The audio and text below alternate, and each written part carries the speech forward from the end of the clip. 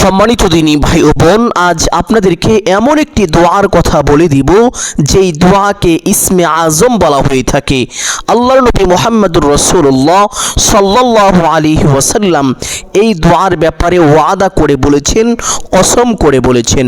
সুবহানাল্লাহ। এক সাহাবী রাদিয়াল্লাহু তাআলা আনহু এই দোয়াটি পাঠ করতেছিলেন। আল্লাহর নবী মুহাম্মদুর রাসূলুল্লাহ সাল্লাল্লাহু আলাইহি ওয়াসাল্লাম তা শুনতে পারলেন। অতঃপর অন্যান্য সাহাবীদেরকে ডেকে নিয়ে বললেন, ও আমার সাহাবীরা শোনো, ওই সাহাবী এখন যা চাইবে সে তাই পাবে, কারণ সে ইসমে আজম পাঠ করেছে। সুবহানাল্লাহ। আল্লাহর নবী এইভাবে বলেন যে আমি ওই সত্তার শপথ করে বলছি যার হাতে আমার প্রাণ। ওই ইসমে আজমের মধ্যে আল্লাহ তাআলার বিশেষ মর্যাদাপূর্ণ কয়েকটি নাম রয়েছে। আল্লাহর নবী বিশ্বনবী মুহাম্মদুর রাসূলুল্লাহ সাল্লাল্লাহু আলাইহি ওয়াসাল্লাম এইভাবে বলেন, যেই ব্যক্তি এই নামের উসিলা করে আল্লাহ তাআলার কাছে কোনো কিছু চায়, আল্লাহ তাআলা অবশ্যই তার চাওয়াকে পূরণ করেন। এবং যেই ব্যক্তি এই নাম ধরে আল্লাহকে ডাকে, আল্লাহ তাআলা সাথে সাথে তার ডাকে সাড়া দিয়ে থাকেন। সুবহানাল্লাহ। সম্মানিত দিনী ভাই ও বোন, অনেকেই অনেক রকম সমস্যায় জর্জরিত হয়ে আছেন। কোনোভাবে আপনার সমস্যার সমাধান হচ্ছে না, সমস্যা কোনোভাবেই দূর হচ্ছে না। আপনি অনেক চেষ্টা করেছেন, ব্যর্থ হয়ে গিয়েছেন। এক পর্যায়ে চেষ্টা করা আপনি বাদ দিয়েছেন, কারণ চেষ্টা করেও কোনো লাভ হচ্ছে না। আমি বলবো, আপনার সমস্ত চেষ্টা ব্যর্থ হওয়ার পরেও আপনি যদি এই ছোট্ট আমলটি করতে পারেন, আপনার কপাল খুলে যাবে, ভাগ্য পরিবর্তন হয়ে যাবে। জীবনের সকল অভাব, অনটন, দুঃখ, কষ্ট, পেরেশানি, বিপদ আপদ, বালা মুসিবত সাথে সাথে দূর হয়ে যাবে। আপনার সকল সমস্যা সমাধান হয়ে যাবে। সুবহানাল্লাহ। সম্মানিত দিনী ভাই ও বোন, অনেকেই আছেন অভাবগ্রস্ত, অনেকেই ঋণগ্রস্ত, লক্ষ লক্ষ কোটি কোটি টাকা ঋণ করে ফেলেছেন, কোনোভাবে ঋণ পরিশোধ হচ্ছে না। আমি বলবো, আপনার ঋণের পরিমাণ যদি পাহাড় সমানও হয়ে থাকে, তবু আল্লাহ তাআলা এই ছোট্ট আমলের বরকতে আপনার সমস্ত ঋণকে কুদরতিভাবে অতি দ্রুত পরিশোধ করে দিবেন। সুবহানাল্লাহ। অনেকে আছেন চাকরি খুঁজছেন, কিন্তু চাকরির ব্যবস্থা হচ্ছে না। আমি বলবো, এই ছোট্ট আমলটি যদি এইভাবে করতে পারেন, আল্লাহ তাআলা অতি দ্রুত আপনাকে ভালো চাকরির ব্যবস্থা করে দিবেন। অনেকেই বিদেশ যেতে চাচ্ছেন, কিন্তু ভালো ভিসার ব্যবস্থা হচ্ছে না। আমি বলবো, এই ছোট্ট আমলটি যদি এইভাবে করতে পারেন, আল্লাহ তাআলা অতি দ্রুত উন্নত মানের ভালো ভিসার ব্যবস্থা করে দিবেন, যেটা আপনার জন্য অত্যন্ত উপকারী হবে। সুবহানাল্লাহ। অনেকে আছেন যাদের সন্তানাদি হয় না, অনেক আমল করেছেন, অনেক দোয়াও করেছেন, অনেক ডাক্তার কবিরাজ দেখিয়েছেন, বিভিন্ন রকমের চিকিৎসা নিয়েছেন। এক কথাই বলতে গেলে আপনি সর্বচেষ্টার পরেও ব্যর্থ হয়ে গিয়েছেন। আমি বলবো, এই ছোট্ট আমলটি এই নিয়মে একবার করেই দেখুন। আল্লাহ তাআলা অবশ্যই আপনাকে সন্তান দান করিবেন। তবে শুধু সন্তান নয়, নেককার সলিহিন সন্তান দান করিবেন। এমন সন্তান দিবেন যেই সন্তান আপনার জন্য দুনিয়া ও আখিরাতে কল্যাণকর হবে। সুবহানাল্লাহ। সম্মানিত দিনী ভাই ও বোন, এই আমলটি কখন করিবেন, কিভাবে করিবেন, প্রত্যেকটি বিষয় আপনাদেরকে সুস্পষ্টভাবে বলে দিব। সকলেই গভীর মনোযোগ দিয়ে শুনবেন ইনশাআল্লাহ। এই আমলটি যে কোনো সময় করতে পারেন, কোনো সমস্যা নেই। আমলটি করার জন্য সর্বপ্রথম উত্তম রূপে ওযু করিবেন। ওযুর পূর্বে ছোট্ট দুইটি বিষয় অবশ্যই লক্ষ্য করিবেন। এক নাম্বার বিষয় হলো ওযুর পূর্বে ওযুর নিয়ত করা। অনেকেই জানেন না ওযুর নিয়ত কিভাবে করতে হয়, অথচ কিতাবের মধ্যে এসেছে ওযুর পূর্বে নিয়ত না করিলে তার ওযুই হবে না। এই জন্য অবশ্যই আপনি যদি চান আপনার ওযু পরিপূর্ণ হোক, সহি শুদ্ধ হোক, তাহলে ওযুর পূর্বে এইভাবে নিয়ত করিবেন। আপনি আপনার মনে মনে এই সংকল্পনা করিবেন, এই ধারণা করিবেন যে এখন আমি আল্লাহ তাআলার সন্তুষ্টির জন্য ওযু করছি। এতটুকু ধারণা করলেই আপনার ওযুর নিয়ত হয়ে যাবে। অতঃপর একবার বিসমিল্লাহির রহমানির রহিম পাঠ করে ওযু আরম্ভ করিবেন। কোন ইমাম বলেছেন ওযুর শুরুতে বিসমিল্লাহির রহমানির রহিম পাঠ না করিলে তারও ওযু হবে না। এই জন্য দুইটি বিষয় লক্ষ্য রেখে ওযুটি পরিপূর্ণ করবেন।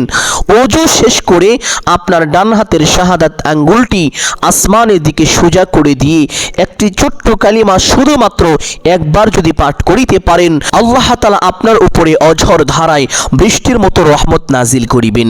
আল্লাহর নবী বিশ্বনবী মুহাম্মদুর রাসূলুল্লাহ সাল্লাল্লাহু আলাইহি ওয়াসাল্লাম বলেন, যেই ব্যক্তি ওযুর পরে ছোট্ট কালিমাটি একবার পাঠ করিবে, আল্লাহ তাআলা ওই ব্যক্তির জন্য জান্নাতের 8টি দরজা খুলে দিবেন। ওই ব্যক্তি জান্নাতের যেই দরজা দিয়ে ইচ্ছে সেই দরজা দিয়ে সসম্মানে বিনা হিসাবে জান্নাতে প্রবেশ করতে পারবে, তার জন্য কোনো বাধাই থাকবে না। সুবহানাল্লাহ। এই জন্য বলি সম্মানিত দিনী ভাই ও বোন আমার, আপনি যদি চান আপনার জান্নাতে যাওয়ার পথ অতি সহজ হোক, সুগম হোক, তাহলে অবশ্যই প্রত্যেক ওযুর পরে ছোট্ট কালিমাটি একবার এইভাবে পাঠ করিবেন, আশহাদু আল্লা ইলাহা ইল্লাল্লাহু ওয়াহদাহু লা শারীকা লাহু ওয়া আশহাদু আন্না মুহাম্মাদান আবদুহু ওয়া রাসূলুহু।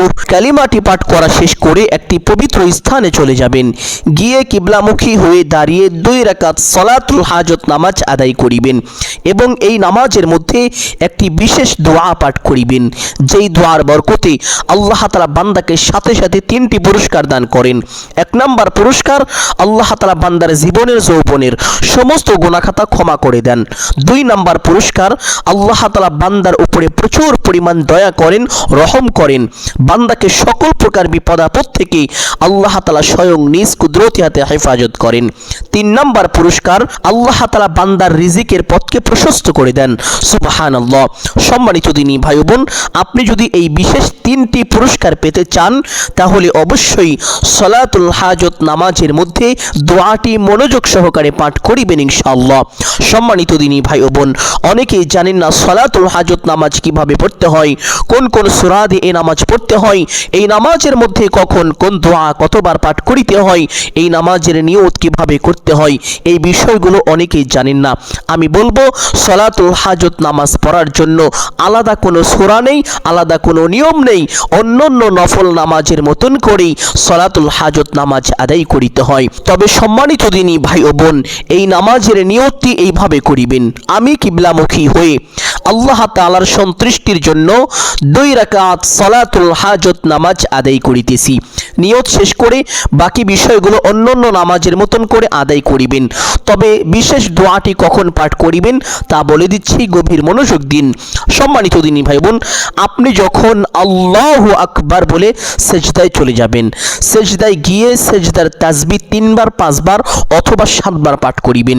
সেজদার তাসবিহ পাঠ করার পরে আপনি সেজদায় মাথাটি রেখে প্রথমে এই ছোট্ট দোয়াটি পাঠ করিবেন, আল্লাহুম্মা রাব্বানা আতিনা ফিদ দুনিয়া হাসানাহ ওয়া ফিল আখিরাতি হাসানাহ ওয়া কিনা আযাবান নার। দুনিয়ার যত কল্যাণ আছে, সুখ শান্তি আছে, আল্লাহ তাআলা আপনাকে দান করিবেন, আর যত অকল্যাণ আছে সমস্ত অকল্যাণ থেকে আল্লাহ তাআলা আপনাকে হেফাজত করিবেন।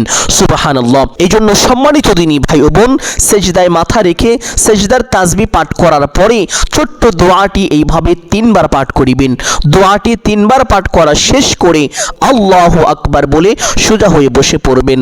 বসে 2 সেজদার মাঝখানে সেই গুরুত্বপূর্ণ ফজিলতপূর্ণ বরকতময় দোয়াটি পাঠ করিবেন, যেই দোয়ার বরকতে আল্লাহ তাআলা বান্দার জীবনের যৌবনের সমস্ত গুনাহ খাতা ক্ষমা করে দেন, যেই দোয়ার বরকতে আল্লাহ তাআলা বান্দার উপরে প্রচুর পরিমাণ দয়া করেন, বান্দাকে সকল প্রকার বিপদ আপদ থেকে নিজ কুদরতি হাতে হেফাজত করেন, যেই দোয়ার বরকতে আল্লাহ তাআলা বান্দার রিজিকের পথকে প্রশস্ত করে দেন।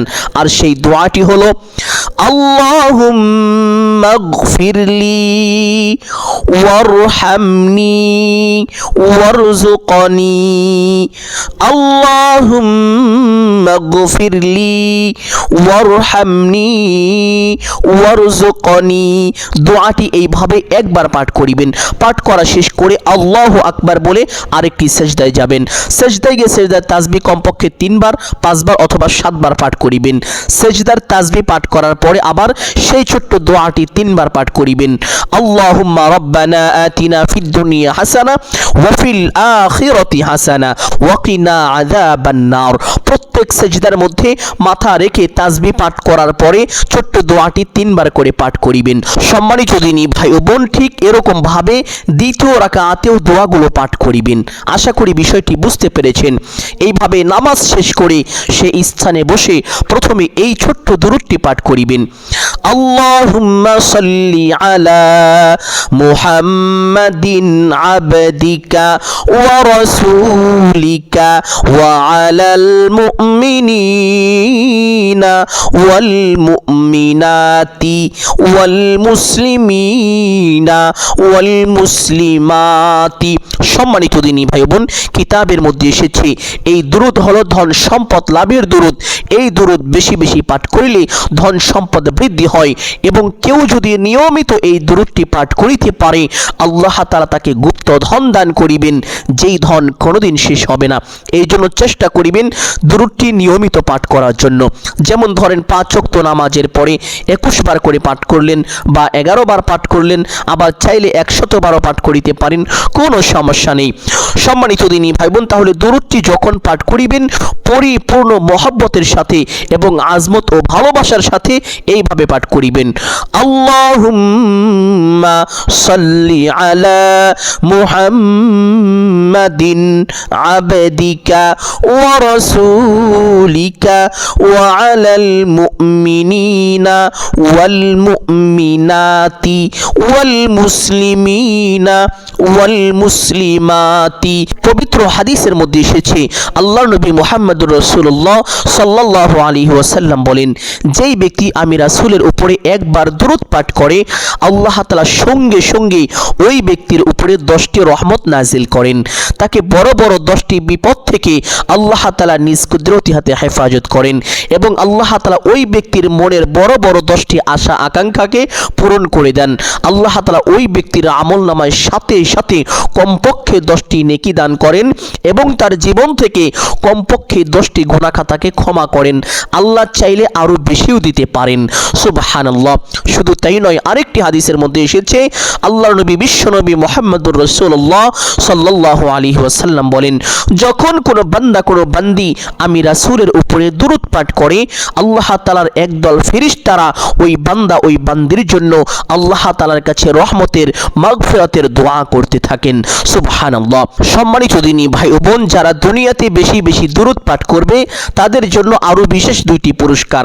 1 নম্বর পুরস্কার হলো দুনিয়ার যত কঠিন কাজ আছে আল্লাহ তাআলা তাদের জন্য সকল কঠিন কাজকে সহজ করে দিবেন। 2 নম্বর পুরস্কার যে কাল হাসরের ময়দানে ওই ব্যক্তির জন্য আল্লাহর নবী বিশ্বনবী মুহাম্মদুর রাসূলুল্লাহ সাল্লাল্লাহু আলাইহি ওয়াসাল্লাম আল্লাহ তাআলার দরবারে সুপারিশ করবেন।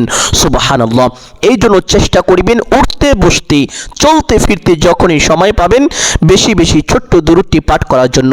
আরো একবার পাঠ করছি, সকলে গভীর মনোযোগে শুনুন, মুখস্থ করে নিন। আল্লাহুম্মা সাল্লি আলা মুহাম্মাদিন আবদিকা ওয়া রাসূলিকা ওয়া আলাল মুমিনিনা ওয়াল মুমিনাতি ওয়াল মুসলিমিনা ওয়াল মুসলিমাতি। দুরূদটি আমলের সময় এইভাবে 3 বার পাঠ করিবেন। পাঠ করা শেষ করে একটি ছোট্ট ইস্তেগফার পাঠ করিবেন। যেই ইস্তেগফারের ব্যাপারে পবিত্র হাদিসের মধ্যে এসেছে আল্লাহর নবী বিশ্বনবী মুহাম্মদুর রাসূলুল্লাহ সাল্লাল্লাহু আলাইহি ওয়াসাল্লাম বলেন, যেই ব্যক্তি বেশি বেশি ইস্তেগফার করবে আল্লাহ তাআলা তাকে 3টি পুরস্কার দিবেন। 1 নম্বর পুরস্কার তার গুনাহগুলো মোচন করে দিবেন। 2 নম্বর পুরস্কার তার জীবন থেকে সংসার পরিবার থেকে সকল অভাব অনটন দুঃখ কষ্ট পেরেশানি বিপদ আপদ বালা মুসিবত সাথে সাথে দূর করে দিবেন। 3 নম্বর পুরস্কার আল্লাহ তাআলা তাকে অকল্পনীয়ভাবে রিজিক দান করিবেন, অর্থাৎ আপনি এমন এমন জায়গা থেকে রিজিক প্রাপ্ত হবেন যেটা কখনো কল্পনাও করতে পারেননি। সম্মানিত দিনী ভাই বোন, আপনি যদি আল্লাহ তাআলার পক্ষ থেকে অকল্পনীয়ভাবে রিজিক পেতে চান তাহলে অবশ্যই বেশি বেশি যখনই সময় পাবেন ইস্তেগফারটি এইভাবে পাঠ করিবেন। আস্তাগফিরুল্লাহাল আযীম ইন্নাল্লাহা গফুরুর রহিম। আস্তাগফিরুল্লাহাল আযীম ইন্নাল্লাহা গফুরুর রহিম। ইস্তেগফারটি আমলের সময় কমপক্ষে 3 বার পাঠ করিবেন। ইস্তেগফারটি পাঠ করার পরে সেই ছোট্ট দোয়াটি পাঠ করিবেন, যেই দোয়াকে ইসমে আজম বলা হয়ে থাকে। আর যেই দোয়ার ব্যাপারে আল্লাহর নবী বিশ্বনবী মুহাম্মদুর রাসূলুল্লাহ সাল্লাল্লাহু আলাইহি ওয়াসাল্লাম স্বয়ং নিজে আল্লাহ তাআলার কসম করে বলেছেন, শপথ করে এইভাবে বলেন যে আমি ওই সত্তার শপথ করে বলছি যেই ব্যক্তি এই নামের উসিলা করে আল্লাহ তাআলার কাছে কোনো কিছু চাইবে, আল্লাহ তাআলা অবশ্যই তাকে তা দান করিবেন। আমি ওই সত্তার শপথ করে বলছি যার হাতে আমার প্রাণ, যেই ব্যক্তি আল্লাহকে এই নাম ধরে ডাকবে আল্লাহ তাআলা অবশ্যই তার ডাকে সাড়া দিবেন। সুবহানাল্লাহ। আর সেই দোয়াটি হলো আল্লাহুম্মা ইন্নী আসআলুকা বিআন্না লাকাল হামদা লা ইলাহা ইল্লা আনতা আল মান্নানু বাদিউস সামাওয়াতি ওয়াল আরদ ইয়া যাল জালালি ওয়াল ইকরাম ইয়া হাইয়ু ইয়া কাইয়ুম। দোয়াটি আরো একবার পাঠ করছি, সহি শুদ্ধ উচ্চারণটি শিখে রাখুন। আল্লাহুম্মা ইন্নী আসআলুকা বিআন্না লাকাল হামদা লা ইলাহা ইল্লা আনতা আল মান্নানু বাদিউস সামাওয়াতি ওয়াল আরদ ইয়া যাল জালালি ওয়াল ইকরাম ইয়া হাইয়ু ইয়া কাইয়ুম। দোয়াটি আমলের সময় এইভাবে 21 বার পাঠ করিবেন। সম্মানিত দিনী ভাই বোন, এই দোয়াটি পাঠ করার পরে আরেকটি ছোট্ট দোয়া পাঠ করিবেন, যেই দোয়ার ব্যাপারে পবিত্র হাদিসের মধ্যে এসেছে আল্লাহর নবী বিশ্বনবী মুহাম্মদুর রাসূলুল্লাহ সাল্লাল্লাহু আলাইহি ওয়াসাল্লাম একবার সাহাবীদেরকে বললেন, ও আমার সাহাবীরা, তোমরা কি জান্নাতের খনিজ সম্পর্কে জানতে চাও? জান্নাতের গুপ্তধন সম্পর্কে তোমরা জানতে চাও? সাহাবীরা তো ছিলেন দ্বীনের পাগল, তারা তো ইসলামের পাগল ছিলেন। এই জন্য সাহাবীরা বললেন, ইয়া রাসূলুল্লাহ সাল্লাল্লাহু আলাইহি ওয়াসাল্লাম, আমরা অবশ্যই তা জানতে চাই। আল্লাহর নবী মুহাম্মদুর রাসূলুল্লাহ সাল্লাল্লাহু আলাইহি ওয়াসাল্লাম বললেন, ও আমার সাহাবীরা, তাহলে তোমরা পড়ো লা হাওলা ওয়ালা কুওয়াতা ইল্লা বিল্লাহ। আরেক হাদিসের মধ্যে এসেছে লা হাওলা ওয়ালা কুওয়াতা ইল্লা বিল্লাহ। এই দোয়াটি হলো 70টি রোগের মহা ঔষধ। সুবহানাল্লাহ। প্রিয় দিনী ভাই এবং বোন, আপনি যদি কঠিন রোগে আক্রান্ত হয়ে থাকেন, যেই রোগের কোনো চিকিৎসা হচ্ছে না, যেই রোগের ঔষধ পাওয়া যাচ্ছে না, লক্ষ লক্ষ টাকা খরচ করে ফেলেছেন কিন্তু কোনোভাবে আপনার রোগ ভালো হচ্ছে না, আপনি এই ছোট্ট দোয়াটি বেশি বেশি পাঠ করুন। আল্লাহ তাআলা অতি দ্রুত আপনাকে সুস্থতা দান করিবেন, আপনার সকল রোগকে ভালো করে দিবেন। সুবহানাল্লাহ। সম্মানিত দিনী ভাই বোন, শুধু তাই নয়, এই দোয়ার বরকতে আল্লাহ তাআলা বান্দার সকল অভাব অনটন দূর করে দেন, বিপদ আপদ বালা মুসিবত থেকে হেফাজত করেন। বান্দার সকল দায়িত্ব আল্লাহ তাআলার জিম্মায় চলে যায়। সুবহানাল্লাহ। সম্মানিত দিনী ভাই বোন, দোয়াটি আরো একবার পাঠ করছি, সহি শুদ্ধ উচ্চারণটি সকলেই শিখে রাখুন। লা হাওলা ওয়ালা কুওয়াতা ইল্লা বিল্লাহ। লা হাওলা ওয়ালা কুওয়াতা ইল্লা বিল্লাহ। এই দোয়াটি আমলের সময় এইভাবে 3 বার পাঠ করিবেন। পাঠ করা শেষ করে একবার এই দুরূদটি পাঠ করিবেন।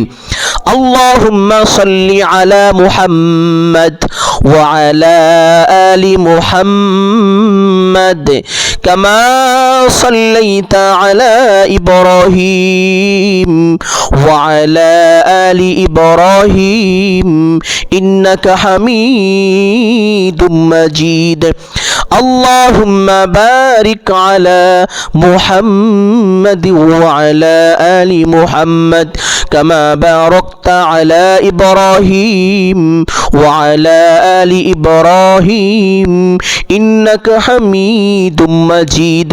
এই দুরুদের নাম হলো দুরুদ ইব্রাহিম। খুবই ফজিলতপূর্ণ দামি একটি দুরুদ। এই দুরুদ ছাড়া নামাজ পরিপূর্ণ হয় না, নামাজ বাতিল হয়ে যায়। সম্মানিত দিনী ভাই বোন, এই জন্য আমলের সময় এই দুরুদটি কমপক্ষে একবার এইভাবে পাঠ করিবেন। দুরুদটি পাঠ করা শেষ করে দোয়া মুনাজাত করিবেন এইভাবে: আলহামদুলিল্লাহ রাব্বিল আলামিন والصلاة والسلام على سيد الأنبياء والمرسلين। এই দুইটি বাক্য বলার পরে আপনার যা কিছু প্রয়োজন সমস্ত কিছু মহান আল্লাহ তাআলার কাছে চাইবেন। চাওয়া শেষ করে একবার বলবেন, হে আল্লাহ, আপনার হাবিবের উসিলা করে আমার দোয়া মুনাজাত কবুল আর মঞ্জুর করুন। অতঃপর তিনবার বলবেন আমিন আমিন আমিন বিরহমাতিকা ইয়া আরহামার রাহিমিন। দোয়া মুনাজাত শেষ করে একবার পড়বেন সাল্লাল্লাহু আলাইহি ওয়াসাল্লাম। সাথে সাথে আপনার দোয়া আল্লাহ তাআলার আরশে আযমে পৌঁছে যাবে, আপনার দোয়া কবুল আর মঞ্জুর হয়ে যাবে। এইভাবে যদি এই আমলটি করতে পারেন, আপনার জীবনের সকল অভাব অনটন, দুঃখ কষ্ট পেরেশানি বিপদ আপদ বালা মুসিবত সাথে সাথে দূর হয়ে যাবে। আপনার ঋণের পরিমাণ যদি পাহাড় সমানও হয়ে থাকে, তবু আল্লাহ তাআলা কুদরতিভাবে তা পরিশোধ করে দিবেন। এবং আপনার জীবনের গুনাহ যদি সমুদ্রের ফেনা রাশিও হয়ে থাকে, তবু আল্লাহ তাআলা সাথে সাথে আপনাকে ক্ষমা করে একেবারে নিষ্পাপ মাসুম বানিয়ে দিবেন। সুবহানাল্লাহ। আমলটি খুবই ফজিলতপূর্ণ, কার্যকরী, পাওয়ারফুল এবং শক্তিশালী একটি আমল। এই জন্য সকলকে অনুরোধ করে বলবো, যাদের অভাব অনটন কোনোভাবেই দূর হচ্ছে না, বিপদ আপদ বালা মুসিবত কোনোভাবেই দূর হচ্ছে না, যাদের সমস্যার সমাধান কোনোভাবেই হচ্ছে না, তারা অবশ্যই আমলটি একান্ত আল্লাহকে সন্তুষ্টি করার উদ্দেশ্যে করবেন। অবশ্যই আল্লাহ তাআলা আপনার সহায়ক হবেন, আপনার অভিভাবক হয়ে যাবেন।